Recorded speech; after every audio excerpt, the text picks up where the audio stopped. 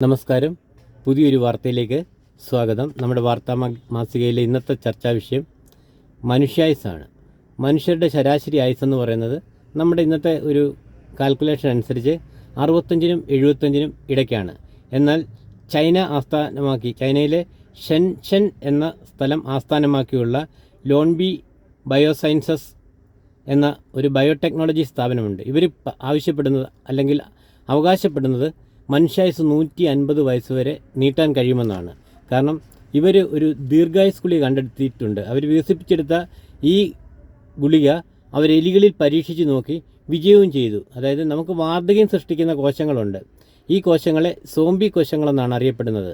ഈ കോശങ്ങളുടെ വാർദ്ധക്യത്തിലേക്ക് നയിക്കുന്ന പ്രക്രിയ, അതായത് ഇവ വിഘടിച്ച് കൂടുന്തോറും വാർദ്ധക്യത്തിൽ സാധാരണ ഉണ്ടാകുന്ന അസ്വസ്ഥതകളും ശാരീരികമായ ക്ഷീണങ്ങളും നീർക്കെട്ടുകളും ഒക്കെ ഉണ്ടായി ഇത് നമ്മളെ വാർദ്ധക്യം കൂടുതലായി സൃഷ്ടിക്കുകയാണ് ചെയ്യുന്നത്.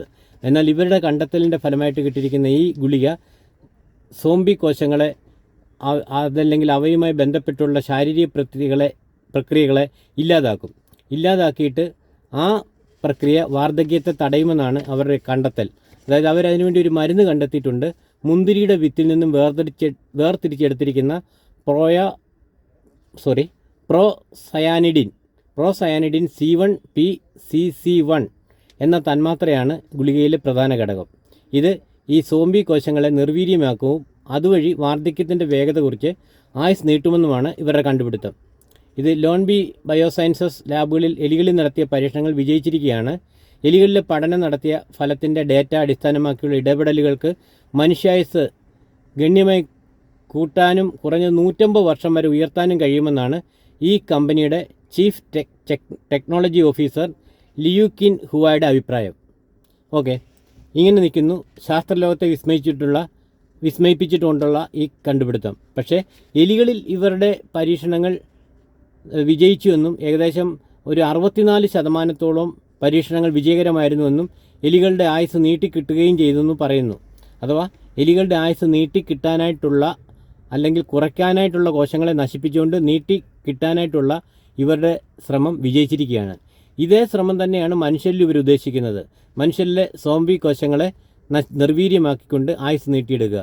പക്ഷേ എലികളിൽ വിജയിച്ച ഈ പരീക്ഷണം മനുഷ്യരിൽ എത്രമാത്രം വിജയിക്കുമെന്ന് കണ്ടെത്തണമെങ്കിൽ ഇനിയും ഒരുപാട് കടമ്പകൾ കടക്കേണ്ടതുണ്ട്. അല്ലാതെ നേരിട്ട് നമുക്ക് ഈ മരുന്നിൽ വിശ്വാസം അർപ്പിക്കാൻ പറ്റില്ല. ഒരുപാട് പരീക്ഷണങ്ങൾ മനുഷ്യരിൽ നടത്തി അതിനൊരു വിജയപ്രതീക്ഷ കണ്ടെത്തിയതിന് ശേഷം മാത്രമേ മനുഷ്യരിലേക്ക് ഇത് പൂർണ്ണമായി ഉപയോഗിക്കാൻ കഴിയൂവെന്നാണ് ശാസ്ത്ര നിഗമനം. ശാസ്ത്രലോകം ഈ ഗുളികയ്ക്കെതിരെ താക്കീത് നൽകിയിട്ടുമുണ്ട്. എന്നാൽ അവരുടെ പ്രവർത്തനങ്ങൾ വീണ്ടും പുരോഗമിച്ചുകൊണ്ടിരിക്കുകയാണ്. നമുക്കും ഇതിൻ്റെ ഫലത്തിനായി കാത്തിരിക്കാം. ഒരുപക്ഷെ വരും തലമുറകൾക്ക് ആയുസ് കൂട്ടാനായിട്ടുള്ളൊരു ഗുളികയായി ദീർഘായുസ് ഗുളിക വന്നെന്നുമിരിക്കാം. ഇതാണ് ഇന്നത്തെ നമ്മുടെ വാർത്ത. നന്ദി, നമസ്കാരം. പിന്നെ എല്ലാവരും ഈ ചാനൽ സബ്സ്ക്രൈബ് ചെയ്യണമെന്ന് വിനയമായി അഭ്യർത്ഥിക്കുന്നു. നന്ദി, നമസ്കാരം.